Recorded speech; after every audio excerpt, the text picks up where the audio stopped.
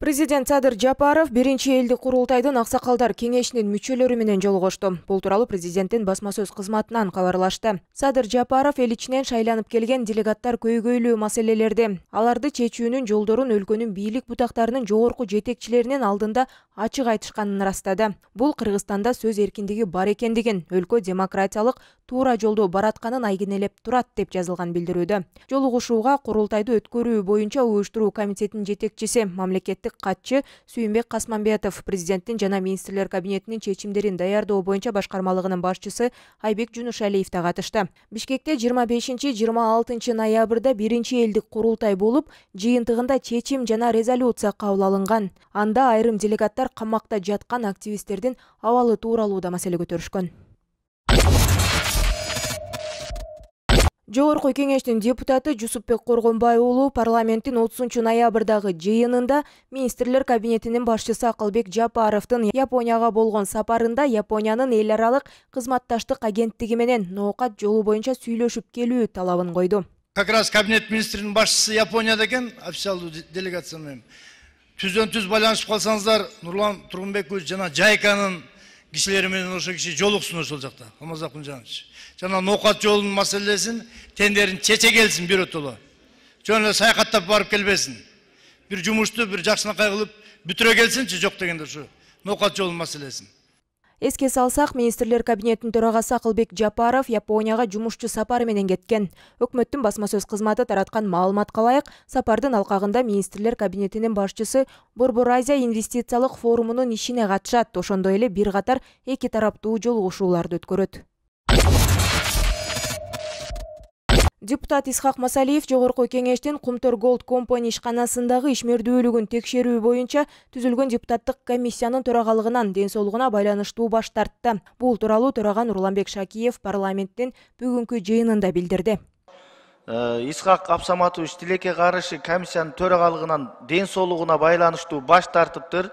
Мага өткөн жума күнү менин дарегиме Исхак Абсаматовичтен кат келди. Мен ден соолугума байланыштуу комиссиянын жетекчиси болуудан баш тартамын деп. Эми тилекке каршы ушундай болуп атат.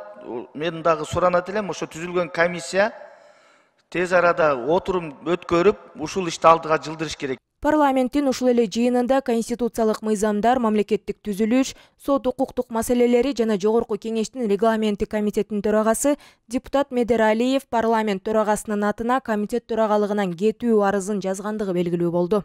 Менин пикиримде ар бир саясатчы адекваттуу, последовательный кадамдар менен иш алып барышы керек. Шайлоочулардын алдында эмне үчүн тигил же бул кадамга барганын түшүндүрүп айтып бериши керек. Бул чечимди жеке өзүм кабыл алдым. Эч ким мени мажбурлаган жок. Не вдаваясь в подробности, кыскача бир сүйлөм менен айтып коеюн. Өткөндө Кемпир-Абаддагы маселе себеп болду. Урматтуу коллегалар, бир жыл болду ушул комитетти жетектеп жүрдүм. Бир нерсени так айта алам. Колумду таза кармап, мыйзамдарды бузбай, коррупциядан алыс болуп, татыктуу алып бардым деген ниеттемин. Бул арада депутат Жанар Акаев кесиптеши Эмил Жамгырчиевдин үйүнөн үн жаздыруучу аппарат табылгандыгын айтты. 26 ноябрь күнү кечинде Альянс фракциясынын эки депутаты Айдарбеков Чыңгыз жана Жамгырчиев Эмил Кыргызстандан Казакстанга өтүп аткан жерден биздин депутатыбыз Жамгырчиев Эмилди мыйзам бузуу менен, конституцияны бузуу менен күч органдары кармап, аны Бишкек шаарына жеткизген. Анын чет өлкөгө чыгууга болгон укугу бузулду. Мыйзамсыз Кыргыз Республикасынын жогорку кеңешинин депутатын күч органдары кармап, ал жака баспа, бул жака басасың деп кылганы бул туура эмес. Биз аны Кемпир-Абад маселесинде Эмил Жамгырчиев каршы берген менен байланыштырабыз, түздөн түз.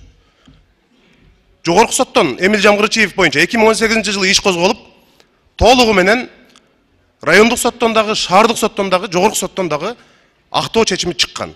Бирок ошого карабастан азыркы күндө ишти кайра жандантуу аракети болуп жатат. Эң негизгиси кече күнү Эмил Жамгырчиевдин автоунаасынан дагы, үйүнөн дагы үн жаздыруучу, видео жаздыруучу аппараттар табылган. Ал эми эл өкүлү Айбек Осмонов Ош шаарынын мэринин алмашуусун сынга алды.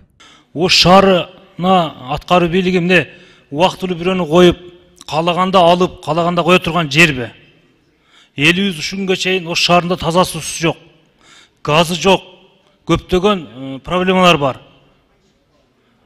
Келгиле болбосом Ош менен Бишкек шаарынын мэрлигин шайлоону элге берели.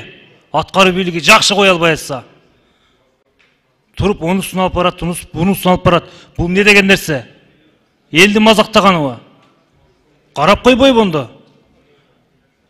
Туура, мэрди койду, Алмазбек Шембековичти. Жакшы иштеп келе жаткан. Бирок иштери аягына чыкпай туруп башка бирөөнү коюп атат. Бир себеп болуш керекпи, жөндөн жөн алмаштырып коюш керекпи?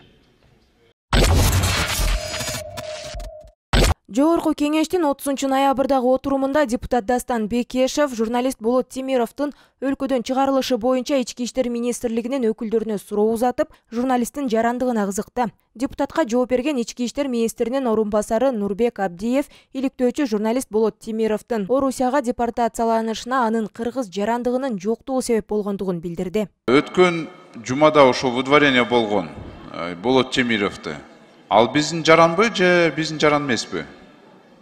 Урматтуу Дастан Далабаевич, ал боюнча соттун чечими чыккан, биз соттун чечимин. Жок, аны мен түшүндүм, соттун жаранбы же жаран эмеспи? Анын жарандыгын алган паспорттары ошо Россия, Кыргызстанда мыйзамсыз алган паспорттары тергөөчү тарабынан мыйзамсыз паспорттары жараксыз деп табылган себебинен бул жаран Россия Федерациясынын жарандыгы бул эсептелген негизинен Россия Федерациясы. Кыргыз жаран эмес деп, Жок, кыргыз жаран эмес. Бирок ушул жерде төрөлгөн да Кыргызстанда.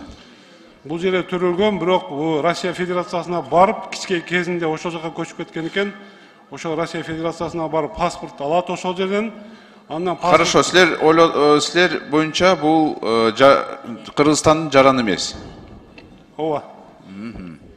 Жогорку кеңеш 30 ноябрдагы отурумунда тышкы миграция жөнүндө мыйзамга өзгөртүүлөрдү киргизүү тууралуу мыйзам долбоорун экинчи окууда карады. Эске салсак, коррупцияны иликтеген журналист Болот Темиров 23 ноябрдын кечинде Манас аба майданынан күч менен Бишкек-Москва каттамына отургузулган жана аны күч түзүмдөрүнүн кызматкерлери коштоп чыгарып кетишкен. Анын алдында Бишкек шаардык соту журналистти өлкөдөн чыгаруу тууралуу чечимин чыгарган. Бул жарандык коомчулукта бир катар кайчылаш пикирлерди жараткан жана чечимди артка кайтаруу боюнча талап айтылып, укук коргоочулар, журналисттер, активисттер жүрүшкө чыгышкан болчу.